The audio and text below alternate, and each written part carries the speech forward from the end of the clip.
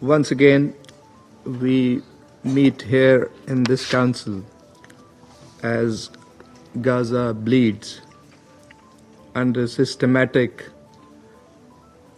premeditated, and deliberate violations of international law, including international humanitarian law, this Council's own resolutions, and binding orders of the ICJ. And all of this committed with impunity by Israel, the occupying power. President, I would like to thank Assistant Secretary General Miroslav Zhencha and Mr. Ramesh Rajasingham of OCHA for their sobering briefings. The complementary information shared by the two briefers presents a picture that is beyond belief.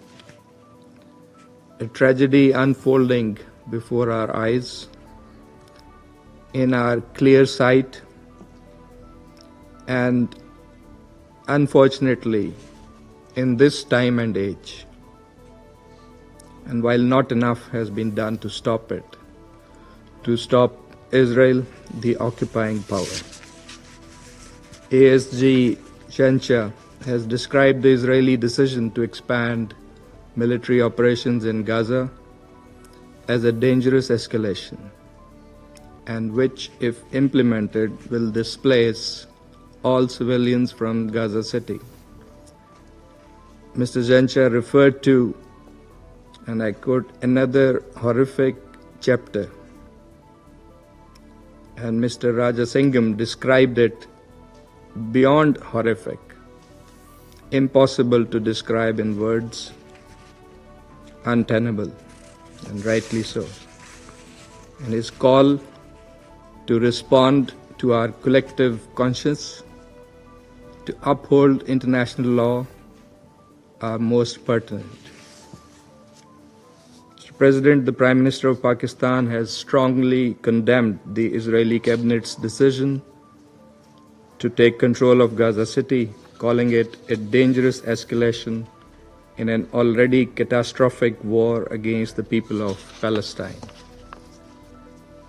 And in a joint statement yesterday, the Ministerial Committee, mandated by the Joint Extraordinary Arab-Islamic Summit, along with other countries, including Pakistan, has expressed strong condemnation and categorical rejection of this announcement, denouncing it as an unacceptable escalation, a blatant violation of international law, and a brazen attempt to entrench illegal occupation by force. Mr. President, this latest Israeli move aims to erase Palestinian presence. And contrary to what some claim and expect, this action will extinguish prospects for peace and undermine all regional and international efforts to peacefully resolve this conflict. So let us be clear. It is the culmination of a campaign of ethnic cleansing. First, it violates international law and Security Council resolutions, including 242 and 338, as well as Council's Resolution 2735. Secondly, it threatens mass displacement of over 1 million Palestinians, a grave breach of the Fourth Geneva Convention. And thirdly, it actually follows a clear pattern that we have seen: sustained bombardment, killing and maiming of thousands, destruction of an entire infrastructure, dismantling of humanitarian systems, forced starvation and displacement, all culminating in occupation under the pretext of security. those shielding Israel from accountability through political cover, military support, or diplomatic protection are complicit and must share responsibility.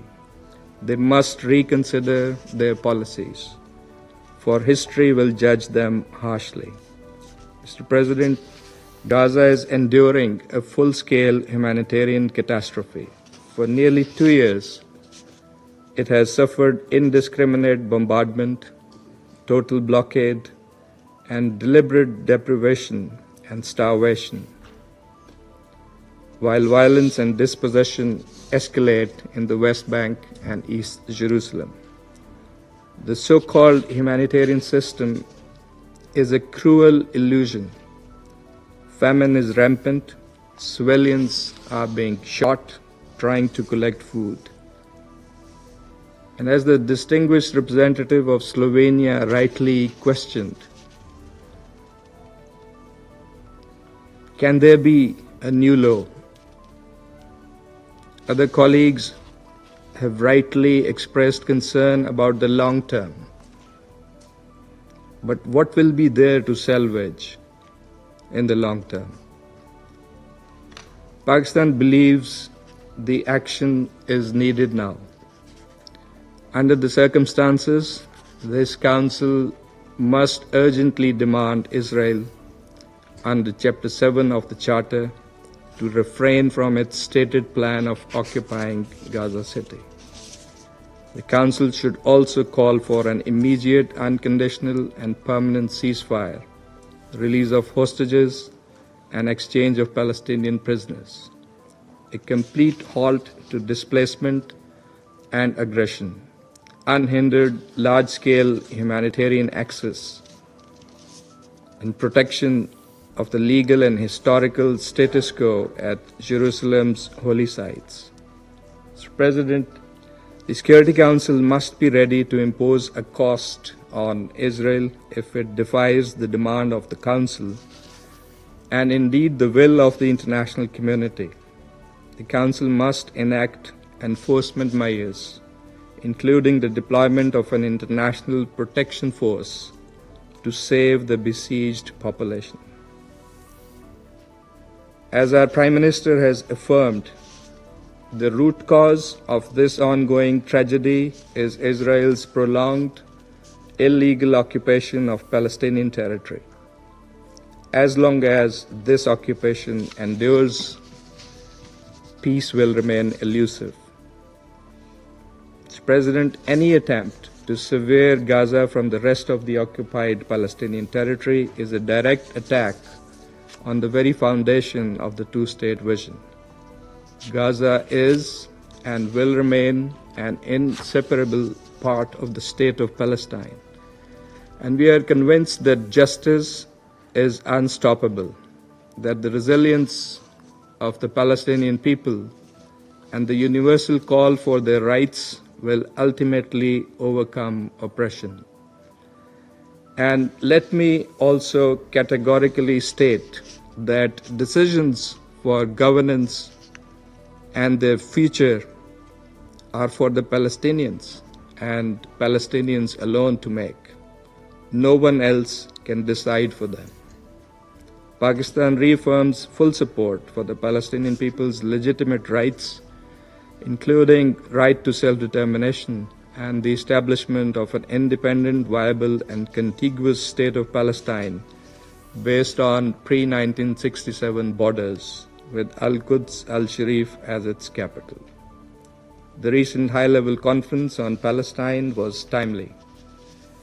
It must now be followed by coordinated international action to realize long overdue peace and justice in the region. Mr. President, this Council must go beyond statements. It must act to end aggression, to protect civilians, restore justice, and ensure accountability.